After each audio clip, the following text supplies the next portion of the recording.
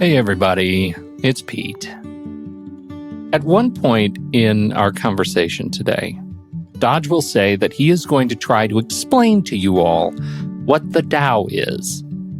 Our guest, who has been studying and thinking about the Tao for nearly 4 decades, says in response, good luck with that. That pretty much says it all for me too.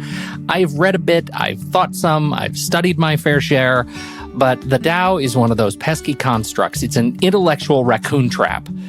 Just when I think I have a handle on what it means for me, I get my metaphorical fist stuck in the bottle and I can't break free. That's why we're glad to have William Martin on the show with us today. He's written many Tao-inspired books, including The Parents' Tao Te Ching and his latest, The Activists' Tao Te Ching. As a graduate of University of California, Berkeley and Western Theological Seminary, he has worked as a research scientist for the Department of the Navy, a clergyman, and a college instructor in counseling, communications, and the humanities. For many years, he's conducted workshops and seminars on the application of Taoist and Zen thought to the issues of everyday life. All that is to say, we're in good hands with Bill today. He's not a high mystic, an oracle on the hill. He's a guy who has worked hard to understand this thing in a way that can make it an approachable thing to us. We deeply enjoyed talking with him. We hope you do too. And now, William Martin and Dodge Ray.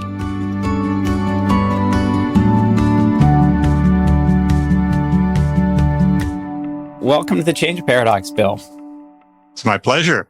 So glad to have you here.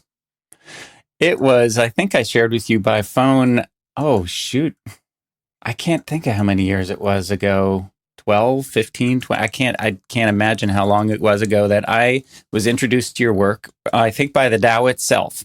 I was walking through a little a little section of a bookstore in Santa Fe, New Mexico, and came across your beautiful Parents' Tao Te Ching right on the shelf next to the Couples' Tao Te Ching. And my first thought was, well, first of all, they're beautiful little books with rough cut edge paper. They were well designed. So well done, right? And I looked them up. I was like, well, you can't judge a book by its cover or its title, but these definitely deserve at least being picked up. I mean, if the book's anything like the title, I got to at least thumb through it. But I wasn't really thinking it was going to quite live up to the awesome intention behind the title until I started looking at it and immediately was thinking, what is this? How did he do this? It was beautiful and helpful quickly. And I mean, it was like, well, buying these post haste and took them home and have loved them ever since. So it's really fun to think, like, I wish somebody could have tapped me on the shoulder and said, one day you'll get to talk to this guy. It'll be over this thing called Zoom. You can't imagine. Yeah, right. You would have believed that. Just to imagine that all these years later, I would be on something called Zoom getting to talk to the author himself. That just makes me happy. Oh, that's nice. That's nice. So what in the world is the Tao Te Ching and how did it become your life's work? Well, like you said, the Tao introduced you to some of my books. It's all part of this mysterious thing that we really shouldn't name, but we name it anyway, and we call it various things. And Tao seems to be a good word for me. The Tao Te Ching itself is a classic of Chinese literature, written probably 2,600 years ago. Its author, Lao Tzu, is semi-legendary. Undoubtedly, there was a real teacher named Lao Tzu. But like most ancient, venerable texts that are that old, it's hard to separate legend from fact. But the essence of it is philosophical Taoism, as differentiated from what might be called religious Taoism. Both are strains within Chinese history. Religious Taoism is the folk religion of China, with all the bells and the whistles and the gods and the goddesses and the rituals. It's beautiful, ornate, and diverse religious practices. But within that strain, again, around 2,600 years ago, a Taoist philosophy developed from Lao Tzu and a couple of his students. which was not religious, was simple and straightforward and kind of just this is the way life seems to work. And he wrote it down in very brief, beautiful, simple, powerful poetry. And the book is now probably the second most translated book in the world. And in hundreds, literally, of languages and translations. The title itself means Tao is a Chinese concept of the way, or simply a path. And Tao can be a path through the woods or a path up to your front door. But it's also the deep way the world unfolds. So a path to your front door or the mysterious way of the cosmos. And Te in the title, it's Taoteching. As in means natural virtue or natural power, that which is innate in all of life. And Ching simply means book. So you have the book of the way of natural virtue, or the book of the way that life naturally unfolds itself. I ran across it when I was working with the Navy in the late 60s, after college. A martial arts instructor who saw that I was not particularly gung-ho came to me and said, this karate, it's probably not what you really groove on, is it? You might be interested in this little book. And he gave me the Tao Te Ching in Jane English's translation. And then he said, there's a physical expression of this book, and it's called Tai Chi. And you may be interested in Tai Chi. So he taught me a little Tai Chi and gave me that book. And from then on, it became kind of my guide, wow, this is the experience that you had with my books. I'm just tremendously honored by that, because that's the experience I have when I had when I first read the Tao Te Ching. And if you had that experience, it's because I managed to I think,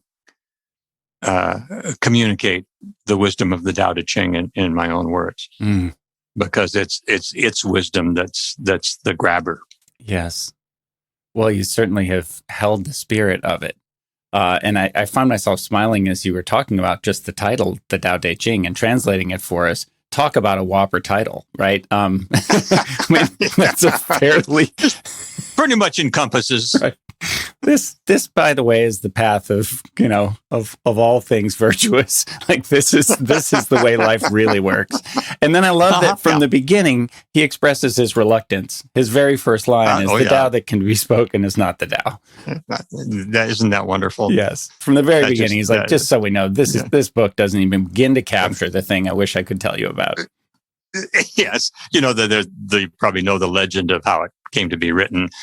Lao Tzu became so disgusted and dismayed with the culture of his time, which had become, in his experience, urbanized, and the power was flowing from the simple villages to the complexity of the city. Economics were favoring the very rich and taking the money away from the very poor. Kinds of things that we wouldn't relate to today, really, at all. And he became so disillusioned that he quit teaching, in a sense, quit his normal life and got on his ox and headed off to the Hanshu Pass to the Western Mountains to leave. And he got to the border, and the border guard said, I can't let you leave until you write your wisdom down. He said, of course, if I write it down, it's not going to be the Tao. Well, nevertheless, you're not going to get out of here until you write it down. So he got off his ox and sat under the shade of a tree. And in one afternoon, took out a scroll and a brush and ink and wrote about 5,000 characters that became the Tao Te Ching, tossed it to the border guard, and disappeared into the Western Mountains. At the same time, I think the legend has the kernel of truth of here's a man who saw so clearly how the natural flow of life could work. that he got to the point of saying, I can't force this to happen. I can't force my culture to, I mean, that would be totally contrary to what I believe about the Tao. I can't force anything to happen. I've been at this long enough. My flow now is to go into the mountains and experience this for myself, to sink deeply into it and just become part of it. And boy, I know how he feels.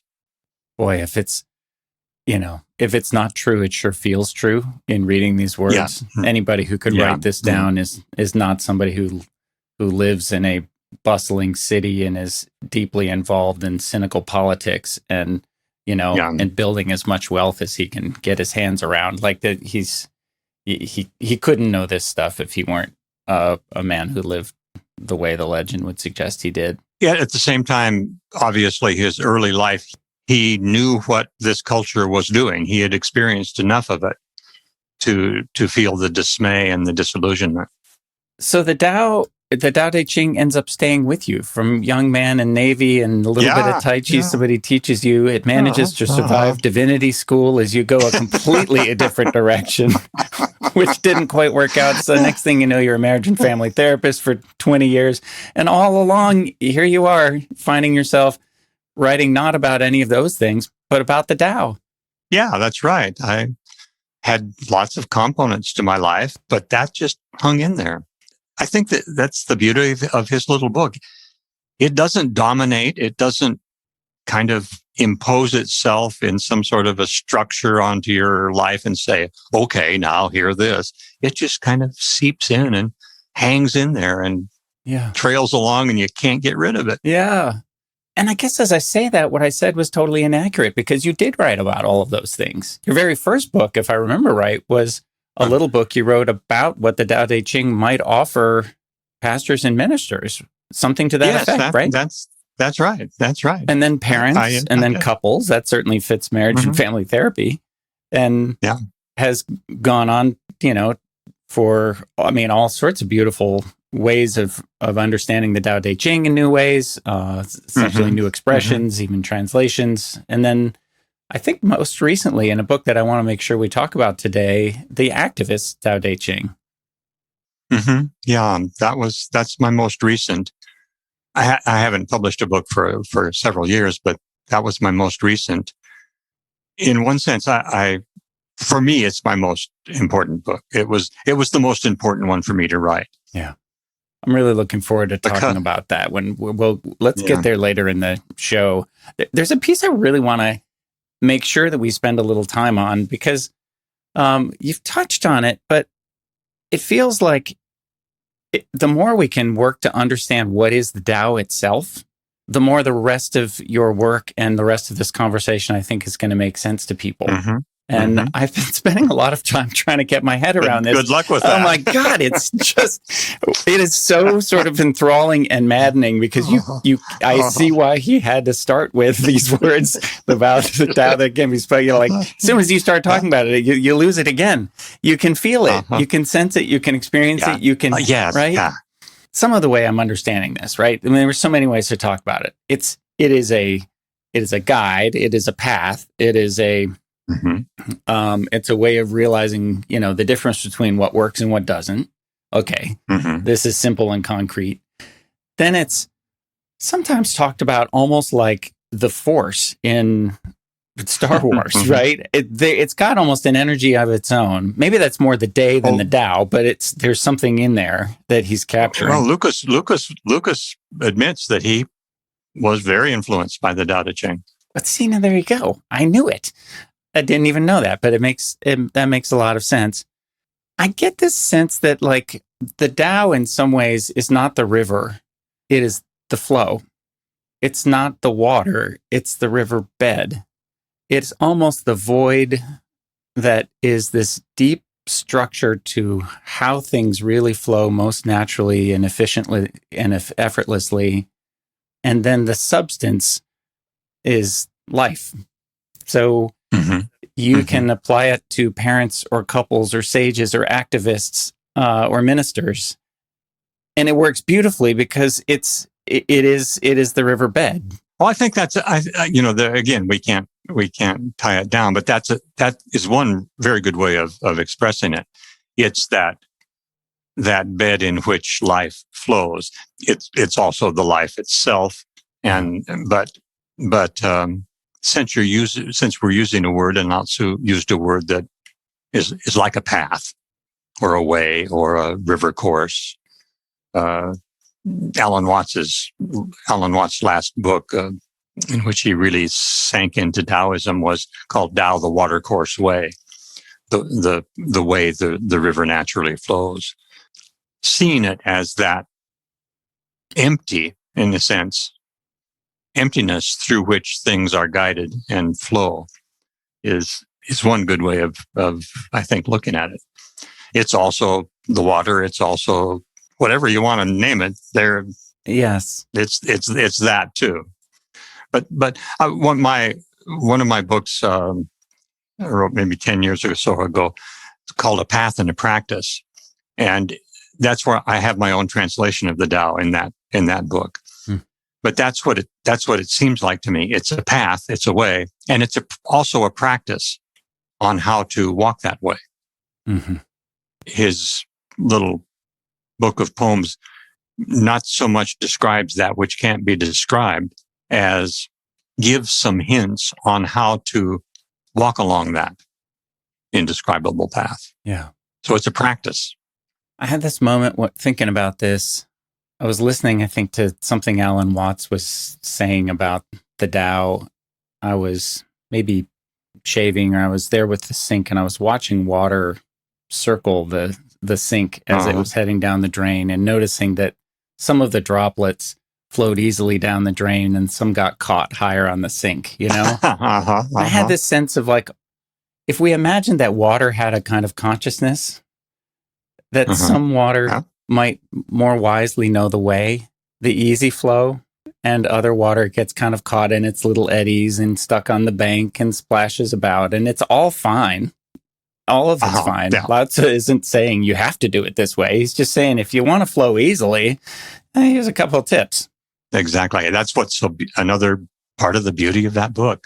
So many traditions that start off with a great deal of grace and softness to them because of probably human conditioning, get themselves stratified into structure. Yeah. And I think that's why the book has been so venerable, is it resists structure. Yeah. It resists that you try to put some sort of a Taoist dogma together and it won't let you do it. Yeah. Boy, that's a very interesting point. You're right.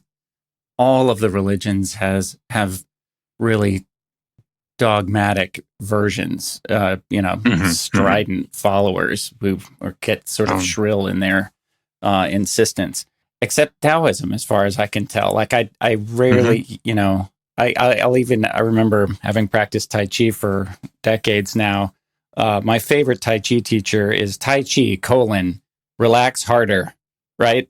Where they're just making fun of that idea that like you could possibly take this too seriously easily.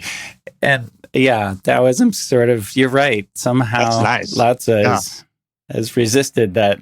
The very nature of his poetry just resists that. I think people have tried, but translation after translation after translation, and in 2,600 years, you don't have a Taoist religion.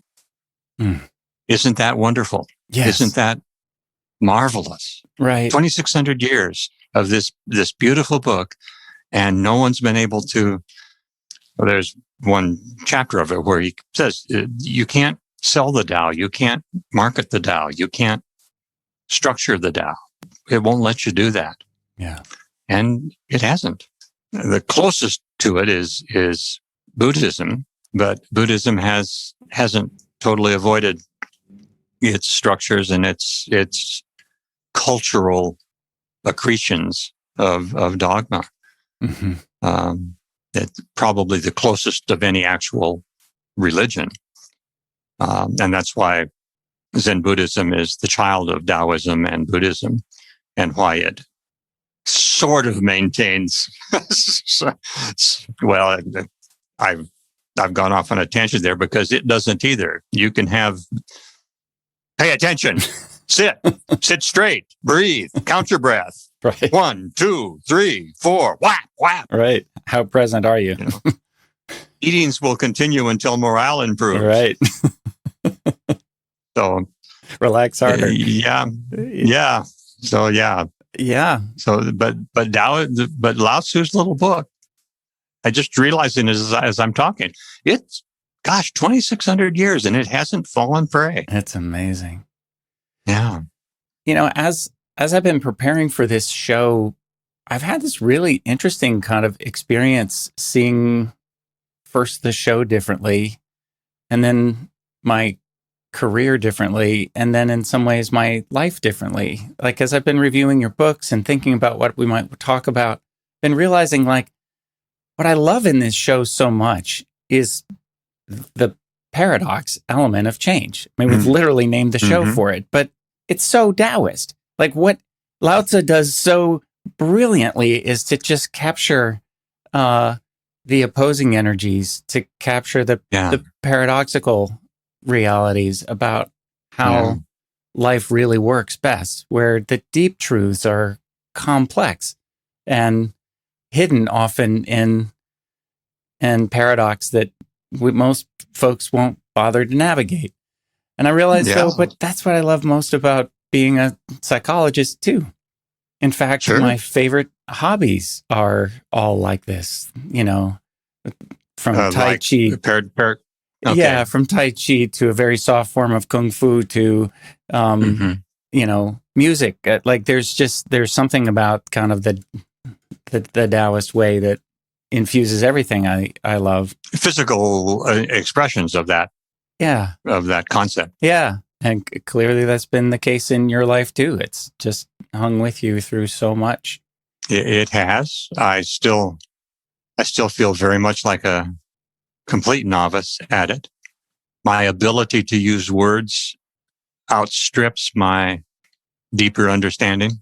I'm a good wordsmith. I always have been. And it's not that I'm bullshitting or anything like that. It's just that my word ability has always outstripped my deeper understanding. And as I reach the elder years of my life, I'm very grateful to have the opportunity to let my understanding catch up with my words.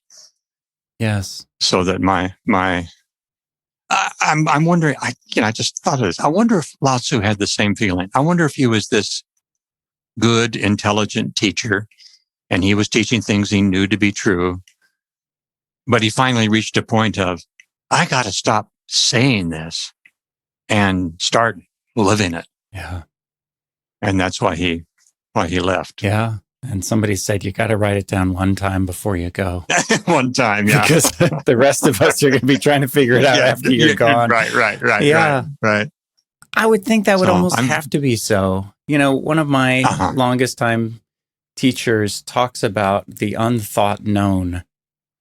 And I love that phrase. Isn't that beautiful? Yeah. And I make up that folks who are archetypally natural teachers and writers find that when they go to explain something to someone else, they have access to that unthought known that they wouldn't otherwise have access to. That somewhere deep inside you, you do know these things. Yeah. But you don't know you know these things until there you go writing it down again. And you're like, yeah. Well, that came out well, Yeah. I can read finally, it's taken quite a few years. I can read my own books with a sense of appreciation. Yeah. Of, wow, yeah. Oh, that's very helpful. Thanks for saying that. Yes. Yeah. Oh, by golly, that's not bad. I've certainly found them very helpful myself.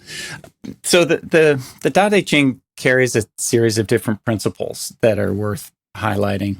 One of them is the kind of the mutual arising realities. This is paradox.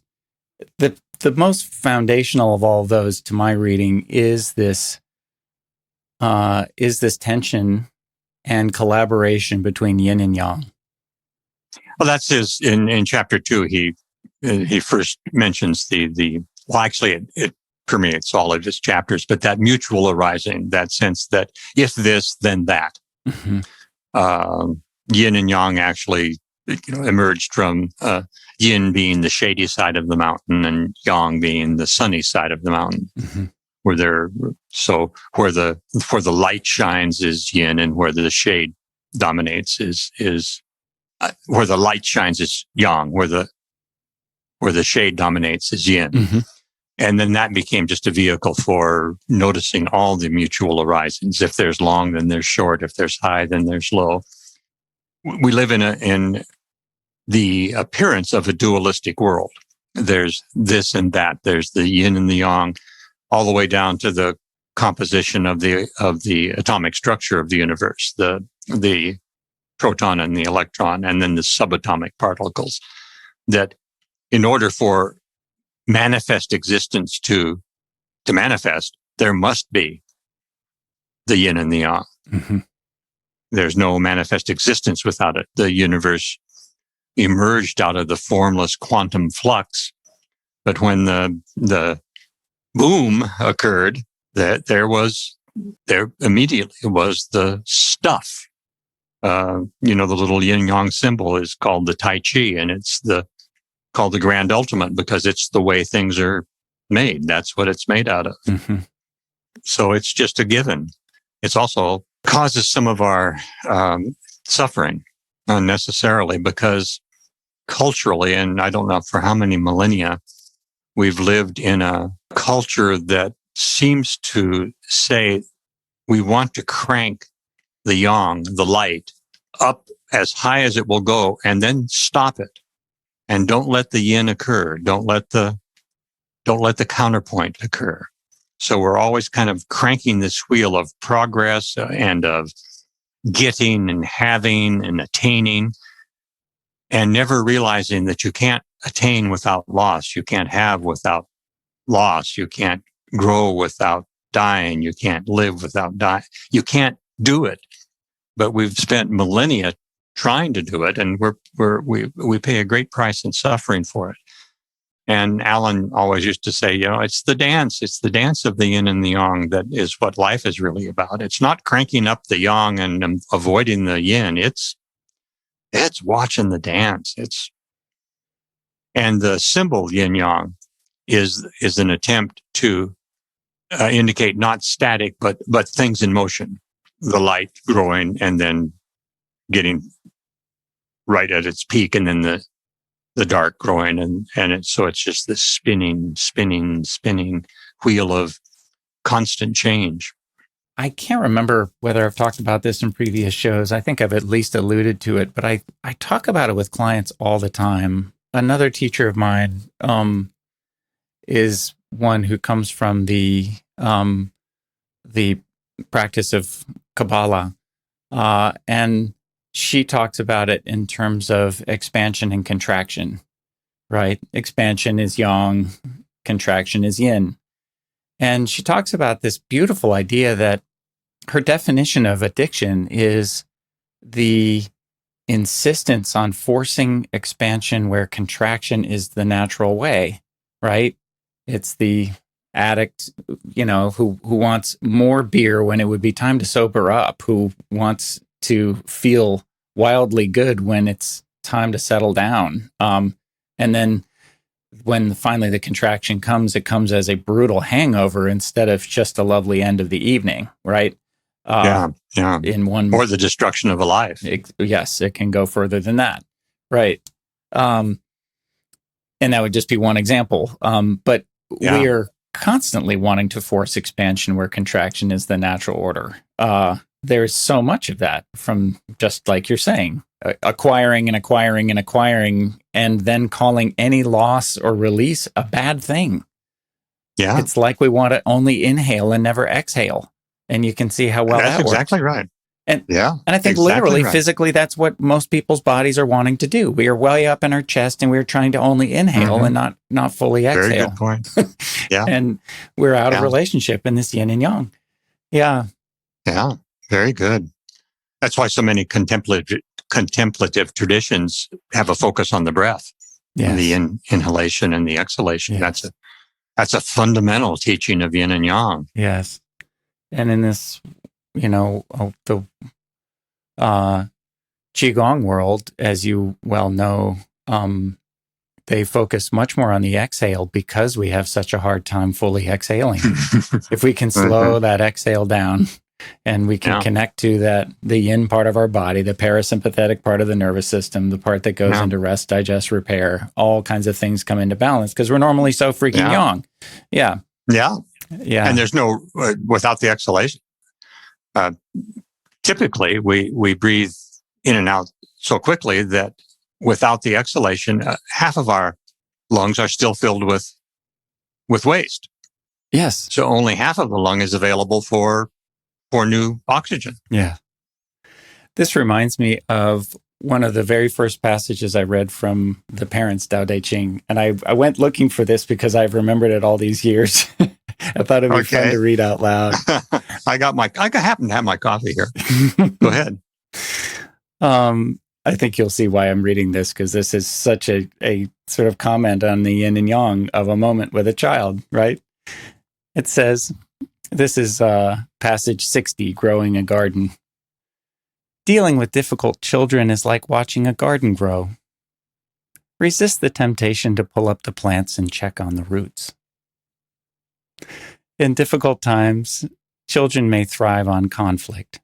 If you take the bait, the battle rages. Instead, step back, breathe deeply, relax, and stay at your center. Battles require two parties. One fighting alone soon tires. Are there times when, despite all efforts, you must impose your will? Of course. But remember, those times are far fewer than you can imagine. Is this current battle really necessary? I first read that when I had a toddler, and that was really, really helpful. I now have a 13-year-old, and that is really, really helpful. Really, really helpful, yeah. Just like, bless you. Yeah, I have a 45 and a 50-year-old, and it's still really, really helpful. Is this a moment when I have to pull up the plant and check on the roots? Is this battle really something I want to fight? Really? Yep. Yeah, can I just go to soft? But, battles require two parties. One fighting alone soon tires. If I can bring yin to a very yang situation, it changes it. And it changes it because it balances it. It's so difficult, though. Culturally, we, from parenting to all the other aspects of our culture, we're trained and conditioned to see yin as a weakness, as a capitulation. Yeah. That unless I stand my ground here, I'm going to be run over. Yes. And it's such a misunderstanding of that soft yinness, which is really the strongest of the two energies. Lao Tzu talks about the two energies. Know the yang, but always return to the yin. Yes. It's where the power really lies. And the Tai Chi principle that soft always overcomes hard. Mm-hmm. Yeah. An example that comes to mind, I thought we would talk a little bit about the just foundational principle in this book and of Taoism. And I just think truly one of the most brilliant contributions to world philosophy is this idea of Wu Wei, or sometimes expressed as Wei Wu Wei. Doing without doing, effortless doing, non-forcing. Yeah. And I think about an example that I think exemplifies beautifully this idea of soft overcoming hard. But it's also such a great example, or and metaphor for Wu Wei, right? So if you were to imagine two sumo wrestlers locked, head to head, leaning in heavily, I got that picture. Right? They're each 400 pounds, pure muscle. Well, and just mass. And the idea is I am going to use all of my weight and will to force you outside the circle the other way, right? This is the way most of us are moving through the world. It's totally yang, right? It would be far easier, to the point of probably seeming like cheating, were one of them just to soften and find his root and turn his waist and let the other guy fly right on by. Yeah. right?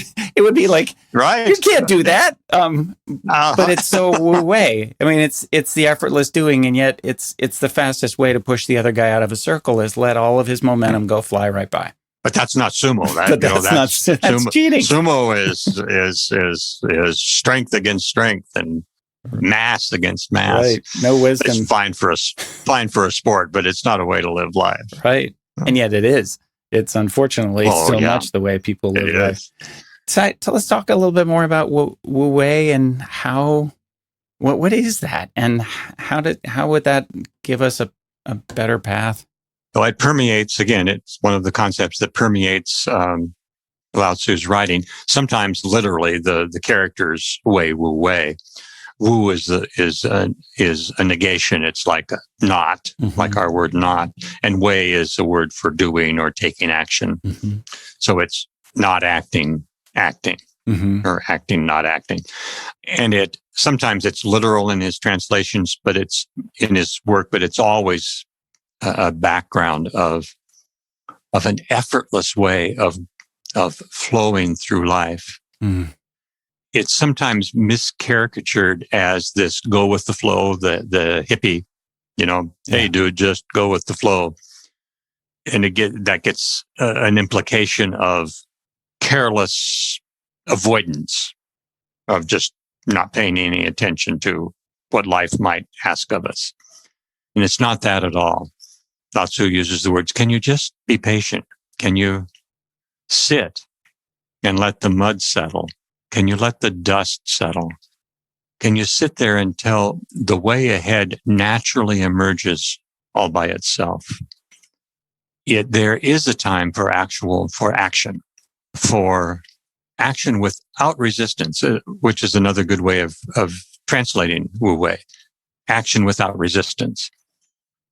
Seldom do any of us ever experience action without resistance. Every time because of the yin yang of our culture, every time we constellate an intention, we tend to constellate an opposition to that intention. Yeah. I'm going to do this, and a little voice somewhere in the background says, no, you're not. And so we think in order to get anything done, we have to take our intention and overcome the resistance either from ourselves or from culture to that intention.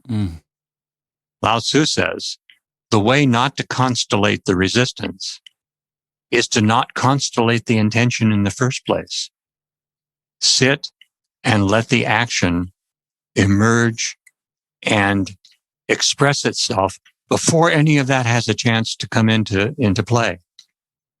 Yeah. When it's done, it's just done. And the classic phrase, when this great thing is accomplished, Lao Tzu says, the people will say, we did it ourselves. Yeah. We did it naturally.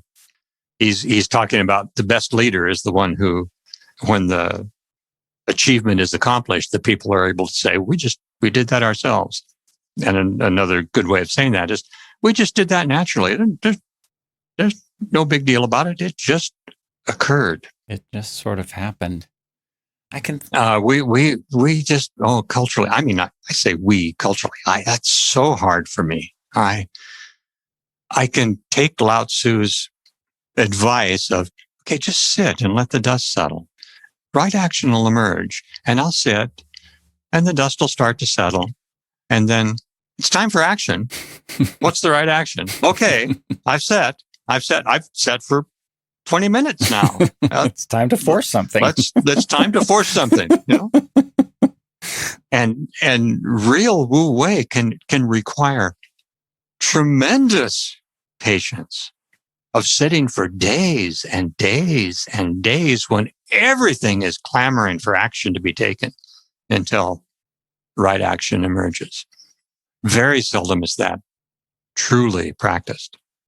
I can think of an easy example, a very difficult example, but an easy one at least to think of. In the Tai Chi world, my teacher used to say that, we would spend hours and hours and hours learning the exact structures and forms and then practicing holding those and then holding those while moving and then doing that while relaxed. Not easy to do. But what he would say was, when you're really getting this, the yin will just rise up and move your body for you. The hardest part is being patient enough to wait for that to happen. So he would encourage you to go stand in a dark room in the, the opening posture and just wait there as long as it took for your arms to just seem to start rising as though you were in a trance. And if you What a wonderful is. Yeah. And then if you follow that, and you have to follow, because of course you're like, oh, wow, this is great. Now I know what to do. And then you want to take over again and it's over. I mean, it's gone that fast. But if you can just follow and follow and follow, it's like the very strange experience of being in a trance when somebody suggests, say, balloon is tied around your wrist and there goes your hand floating up again and you don't know why, it's a little like that. Now, I could share that example, but anybody out there who hasn't experienced it and doesn't have examples in sort of walk around life would be like, yeah, right, buddy. Like, how do I do that with my kid or my, boss or my car mechanic? My boss is not going to. No, that doesn't sound right. So I wonder if we could come up with examples of Wu Wei in life. Give folks some sense of like, how do you do without doing? It's hard to give those examples because we want them to look in a certain way, kind of the obvious, oh, look, my arms are just rising and I can see that. Yes, I can get a sense of that. Often it's not apparent. You can look at two identical situations that without deep looking, they look exactly the same. The man is responding to the boss, or the woman is responding to her husband, or somebody's responding to something. And it looks like they are moving quite quickly. It looks like they are being assertive, or it may even look like they're forcing. And in one case they are, and in the other case, they're not. It's an internal sort of a feeling. Can I practice this so that when the situations arise in normal life, it just naturally, it may look like I'm being reactive, but I'm actually not. Yeah. It's emerging. So a quick word to a child may come out of my anger and my unwillingness to soften, or it may come from a lot of practice and just come as the spontaneous, most appropriate and helpful thing to say and way to say it in the moment. I can't really give examples outside of that. It's an internal thing. It requires lots of silence and practice. Yeah. If I'm going to give advice to someone who wants to kind of immerse themselves in seeing if there's a Taoist flow to their lives, it's going to require time off. It's going to require solitude. It's going to require some quiet, even if it's 10 minutes here and there. It's going to require an intentional, mindful sense of, I want to take enough breaths for at least the beginnings of this to come into me. Mm. Also, to understand that it's natural. Mm-hmm. It's not something that we have to train ourselves in. Yeah. It's a untraining. It's a deconditioning. It's everything, every happiness, every sense of contentment and peace is a natural quality of the TE. It's a natural quality of life. And it's waiting only for an opening. How do you give yourself those openings? People are listening to me. You know how to give yourself those openings. You don't need me to. Yes. You know where they are because you know this stuff. You're again, thousands and thousands of words, and I'm babbling more and more thousands of words. You don't need them. You know. I really love that. It's just sort of the final word on it is to say, you already know this. You've done this hundreds of times. Yeah. It's to think of examples in your life where you've done something without forcing, where you were able to go soft when you might have been hard. I can think of an example that comes to mind where a parent had come in to express her anger with me that I had not cured her son of depression. She essentially pushed her way into a session with his permission, but grudgingly because he was afraid to say no. And she came in feeling really angry with me. And she really gave me what for 20 minutes. I mean, called me every name in the book, incompetent and fraudulent. And I mean, it was everything, right?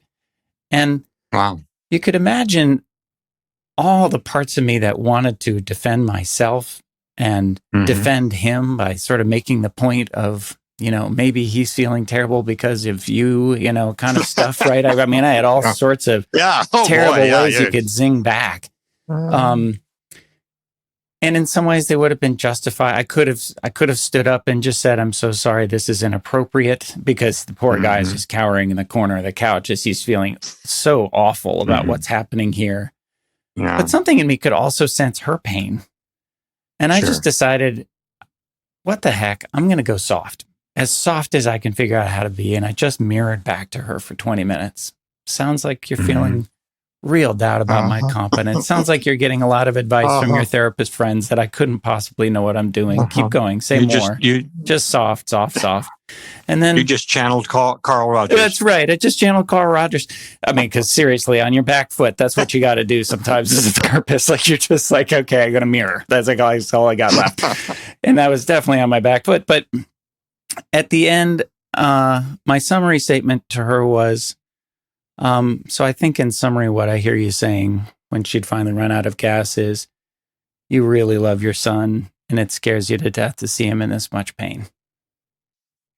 Lovely. And then she burst into tears and just said, I am so sorry. That's exactly what I wanted to say. And she put her hand on his knee and just said, I love you so much. And you have a good therapist and it's going to be okay. And then she paid her back bill and the whole thing worked out. And none of that would have happened if I had forced Now, but part of that how lovely, I think worked was, in a sense, I resisted the intention to win, which would have then brought up, as Lao Tzu points out, all of my internal resistance and all of life's internal resistance. I just sat with kind of an intention for this to flow as it needed to. And I tried to join her where she was. And that turned out to be the softness that was most healing and most followed the river down toward the ocean, and somehow it just emerged for you. It was a little bit of like, oh God, run to the safest technique I've got right now. But I didn't take too long to catch up with, there's nothing I can do here, except just recognize there are two people in pain and a third one who's pretty alarmed, and that's me. So what do I do to get soft? Yeah. I think as parents or employees or, business owners or whatever, there is a kind of softness that might follow that spirit out there that I'm hoping folks might grasp. Probably the best living illustration of that in a teacher that I've ever seen. And he doesn't explicitly teach Wu Wei, but he embodies it, and that's Thich Nhat Hanh. Yes. His very being is non-reactive. Yeah. His speech there's pauses in his speech that have nothing to do with language. They're just, everything emerges from him in a Wu way. Yeah. His very, very being. So watch some video of Thich Nhat Hanh just as, okay, this is what it looks like.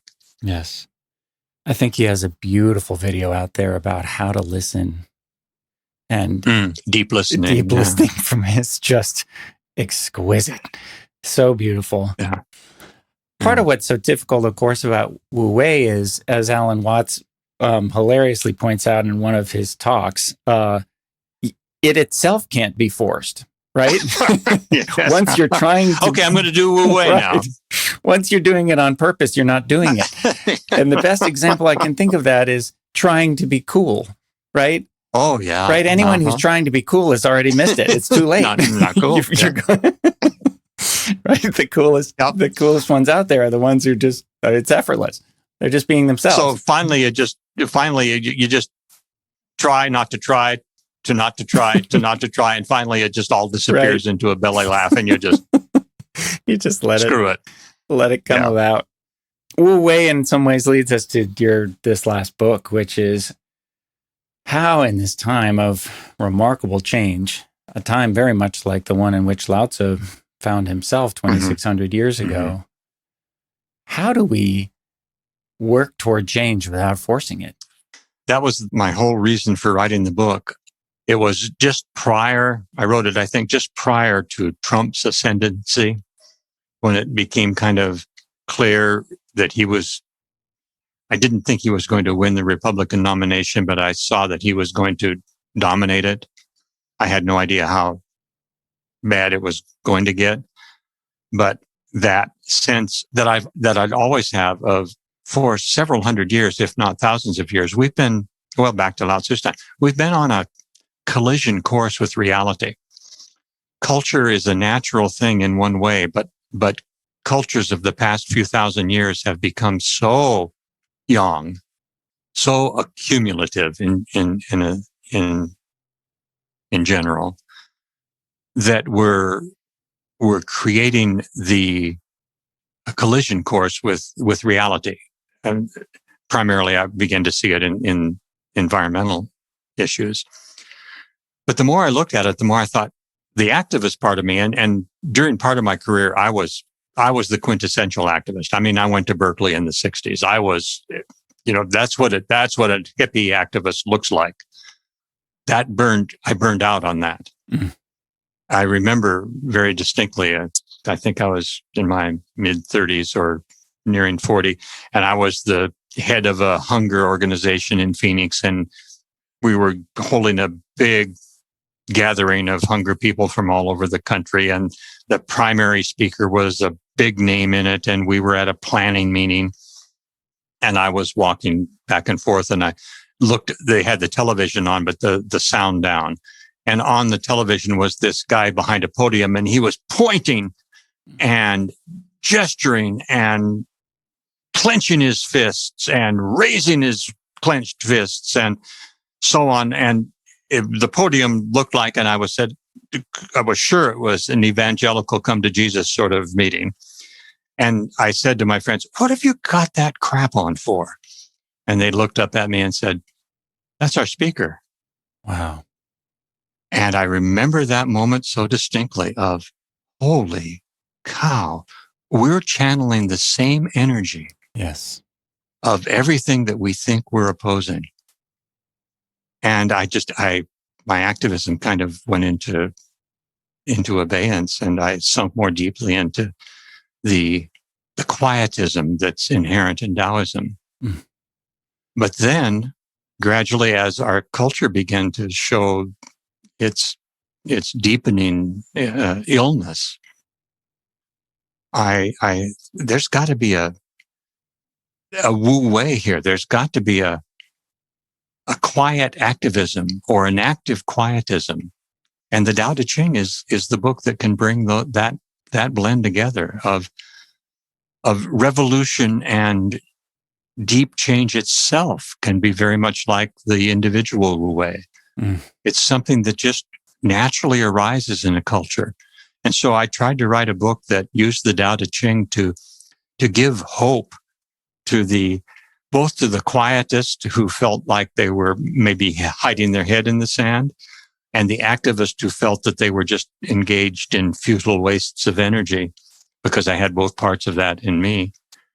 And I saw the Tao Te Ching bringing those two things together into this is going to happen naturally. There's going to be a revolution. There's going to be change. There's going to be transformation, and you don't have to make it happen. Mm. It's not going to happen according to your plan. It's not going to be 10 steps to a just society. It's going to use you if you're willing. If you want to get into the flow, like the drop of water going down the sink, you can go down, or you can hang up here and do it your own way. But I would recommend that you let this revolution happen. The more you let it happen, the more beautifully it's going to happen. So the whole book is trying to express that sense of there's a power operating here and an energy of the very cosmos that's capable of healing our society and will heal our society. The question is, are we going to cooperate with that healing? And is the healing going to include us, or is it going to, of necessity, leave us behind? That in itself is a remarkable and very different way to look at things. And it just makes me want to tie a few things together. One is Alan Watts' wonderful statement. Apparently I got into Alan Watts just getting ready for this interview. He was my first teacher. I found out so amazing. I didn't even know that till you and I had spoken. I'd already been listening. Yeah. I just kept finding him on YouTube. But he makes a great statement that Wu Wei is the art of sailing rather than the art of rowing. Oh, yeah. Right? That's lovely, yeah. But inherent in sailing is this idea that there is already an invisible force that would take us back to shore if we would like to harness it. When I work with people hypnotically, and even when I, just in normal conversational talk therapy, often I'm helping to point out to them that the thing they want to change is already there. It's already begun to express itself in their lives.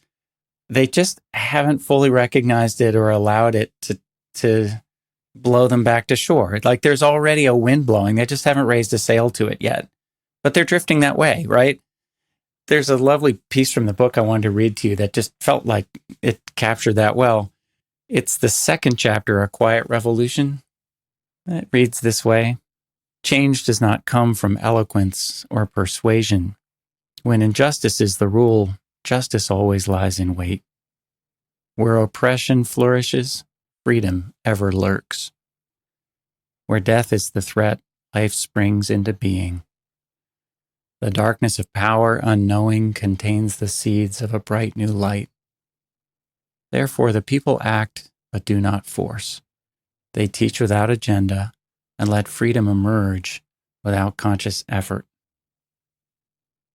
You have a nice voice for reading. Hearing my words in your voice is just lovely. Thank you. You're welcome. Thank you. Yeah, I just thought, oh gosh, that's nice.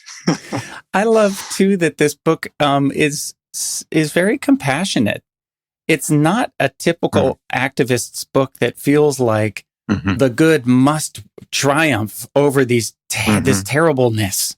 We have to go beat it. And it's clearly not a book about force, which is a very different thing to read in this world where right now we are working to change some things that do feel terrible. Yeah. And they are terrible. And they are terrible. So let me read you another. So react to this one. This is chapter 5, No Preferences. The Tao has no preferences and will not take our side. Oppressors and oppressed alike are born within and carried by the Tao. New forms are always appearing, for the Tao is always breathing fresh new life into being and giving rest to the old. And then in the discussion about that little chapter, you go on to write, we'll often feel at war with those who cling to prestige and power, but it is the nature of power itself that we are fighting. Oppressor and oppressed will both be free when the desire for power is laid aside and the forms that support that power are dismantled. Yeah. Much more compassionate way to approach the change. It has to be. It has to be compassionate. We've been struggling for change for thousands of years in many ways. And it's based on the same paradigm that has caused the problem in the first place. Yes. And that's the paradigm of power and winning and losing and controlling. And until we let go of that paradigm, we'll never truly change. We'll just substitute one structure for another structure, as we always have done in revolutions. But oh my goodness, it's so difficult to completely let go of a paradigm that's so deeply ingrained in our consciousness. Yes. Because it seems so threatening. Yes. Especially when the paradigm's layered, right? So we think of, okay, let's let go of this paradigm of racism inherent in that is power over. And without even knowing it, often the response is to try to then gain power over the power over, right? Oh, Which yeah. just returns Yeah. us back to the same damn thing and creates a whole lot of backlash that doesn't work. And I think we're finally making progress in beautiful new ways, like this, the book Anti-Racism, or How to Be an Anti-Racist, starts looking at, so what if instead of seeing it as hatred, we saw it as fear, and we recognize we all have it. Everyone is dealing with this. Then we're joining with it instead of trying to gain power over it. It's much more like mirroring this mother who just loved her kid and didn't know what to do. Yeah. Instead of fighting with her poor expression or something. What's the point of that? We're terribly frightened. Yeah. And we've learned to mitigate our fear by seeking to control events and people. And it's worked so well. We're more frightened than ever. The world is more out of control than ever. One kind of little example that I've seen in the last few decades, of course, it had its flaws, but that was the reconciliation in South Africa, the reconciliation movement when Mandela came into power, and the forgiveness tribunals. Yes. That was a risky thing to do, and it didn't work flawlessly, but it was a powerful statement. Yes. It makes me want to go back to Lao Tzu. Like when I hear you remind me of Mandela's power, and I think of Gandhi or King, both of them were Taoists in a sense. They really followed a deeper flow. They caught a wind that beat the heck out of the rowing that had been done up to that point. But they all three did it with immense love. And I wonder if you see love in the Tao Te Ching, like would you call Lao Tzu a loving man the way Buddha and Jesus always seem to be in their best expressions, their original expressions? It's of course such a loaded word. Yeah. And I use it, but I prefer the word compassion. I think Lao Tzu saw the Tao as compassionate, but not loving in the sense of where we use the word, when we use the word love, we tend to constellate, not love. Mm. Just our dualism, our yin yang. To love is to constellate, not loving.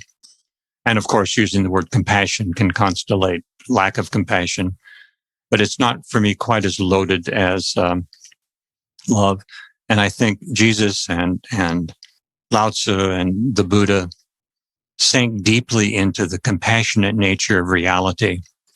That compassion has I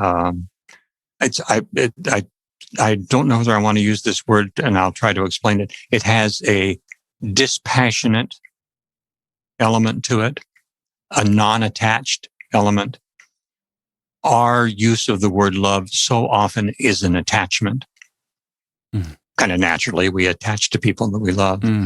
But I think for Jesus and Lao Tzu and the Buddha, the deepest kind of compassion was a detached, looking deeply into the other person and seeing within them that they are not separate from me. They're not separate from the oneness of God. They're not separate from anything. And they will understand this. And if I see deeply into them and see deeply into myself, we will be compassionate together. And if I see their suffering will naturally arise compassion in me. And if I see my own suffering, it will naturally bring compassion. And so I'm just a big fan of the word compassion rather than love. I really appreciated what you just said there. You really helped me to understand some stuff. I see what you mean, that love, when it's loaded, can feel too attached and too intentional. It needs a particular outcome. Yes. I talk a lot with clients about when we get attached to outcomes, we get sideways with life a lot.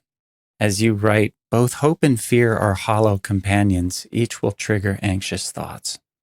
They're both attached, and there are versions of love that are not, but the word itself has a way of kind of leading us down the wrong path. And compassion, it seems like it feels like it's less active and young.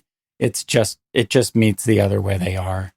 Pity has also got a kind of an attached quality to, right? It sees it already sees something wrong.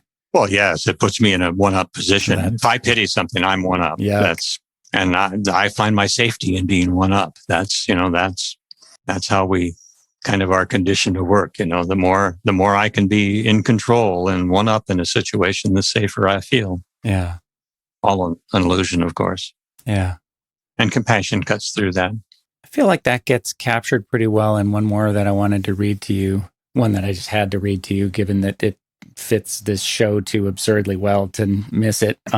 Just go for it. People, anyone who's listened, I like hearing your voice. Anyone who's listened to these 2 seasons will be like, "Geez, there it is again."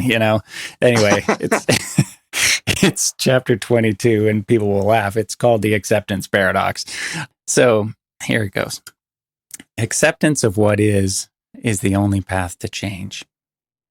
We must accept with clear and calm awareness that our world is gravely wounded, dysfunctional, and deluded. We must not turn our eyes away, pretending not to notice. We must not believe that if we grit our teeth and try a little harder to make things work, that all will turn out fine. We must empty ourselves of hope that the road our world is traveling will just lead to peace and freedom. We must abandon all the things that we've been told will lead to satisfaction. We must give up trying to be right and let the Tao begin to live our lives. Only then will space appear, an empty womb in which a new world might be born. I have just enjoyed your voice in the reading of those words so much. It's been a very great gift to me. Thank you for that. Such a gift to have the chance to read these beautiful words back to the author. I mean, at least the transcriber. I think the Tao is the author, right? Something speaking through you. Lao Tzu, and I'm immensely grateful to the old boy. He's, which is what his name actually means, the old boy. The old boy. That's wonderful. The old boy, kind of. Well, we could talk all day. I mean, there's so much to cover about your beautiful career of writing and the incredible, Tao you're pointing back to. I don't have much of, I was going to say, but I'm just in the process of emerging from a year or so of retreat and reconnecting with things. And I do have a website that people can go to if they want to connect with me. I'm not sure what other things I'm going to be doing. I'm writing some poetry on this website, but if there's a way I can let people know, it's the primary website will connect you with the most current one. It's freedomsimplicityandjoy.com. freedomsimplicityandjoy.com. Wonderful. And that'll get you to me. Great. We'll put that in the show notes too. From there, you can contact me. Wonderful. Thank you so much, Bill. I mean, what a joy to get to talk with you. It's so much fun. Oh, it's been a pleasure.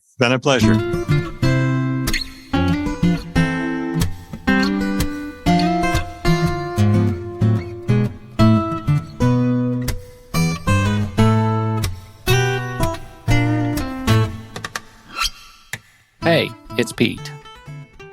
Our version of love is a statement of attachment. Did you catch that?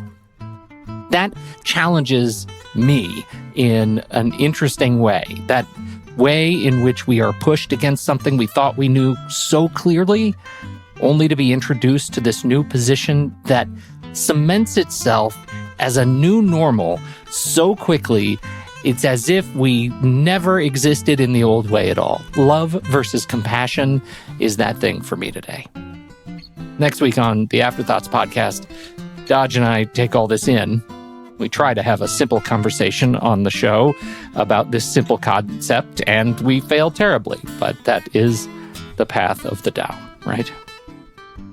If you are interested in that conversation, and we hope you are, We invite you to check it out by becoming a supporter of the Change Paradox yourself.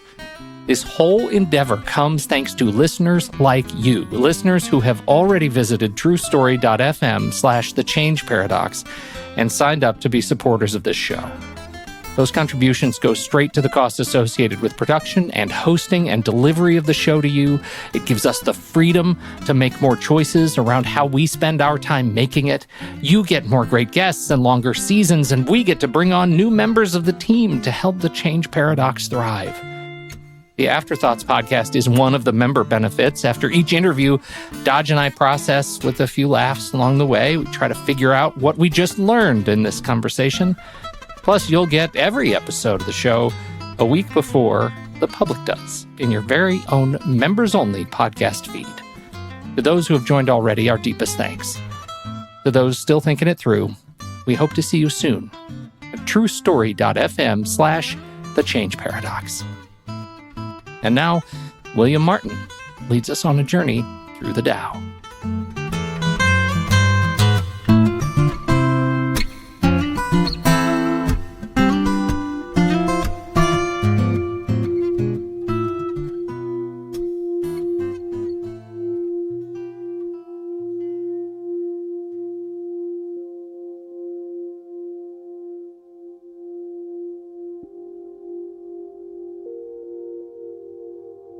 It'll be helpful if you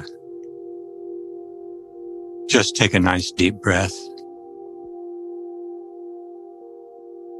Because I don't want to imply that there's something you're supposed to do or a better way for you to be, or that there's something you have to accomplish in order to somehow come home, come into the happiness and the contentment that you intrinsically know is deep there inside of you.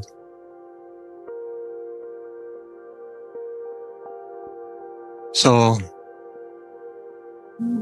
just let go of that. And notice the in-breath and the out-breath.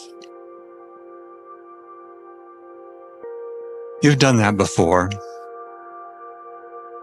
You've probably meditated before. You probably know more about meditation than I do.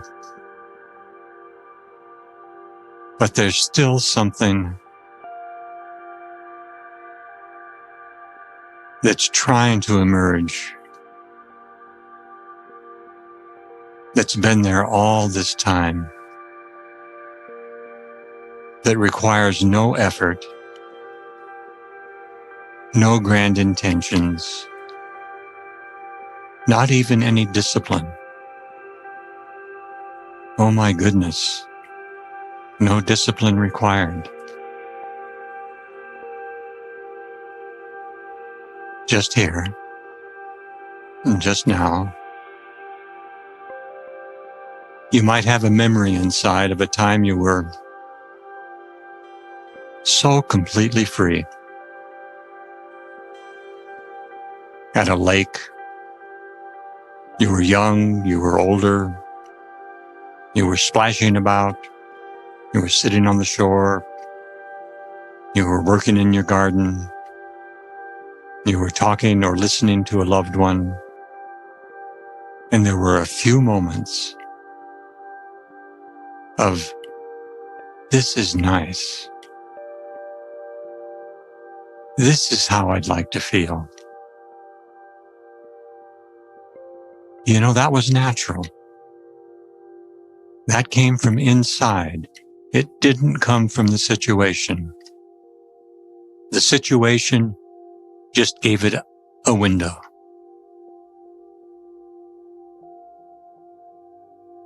That window's always open.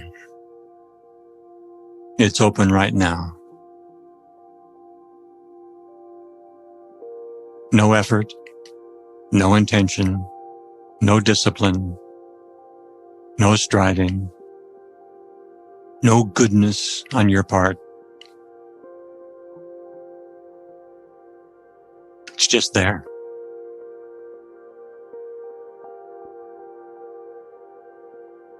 You don't have to find your way there. You are there. You don't have to go home. You are home. You don't have to be good. You are good. You don't have to awaken. You are awake.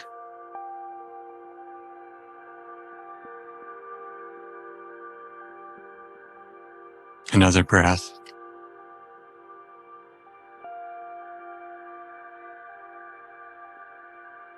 When you don't know what to do, as your life unfolds, come back here and realize you don't have to do anything.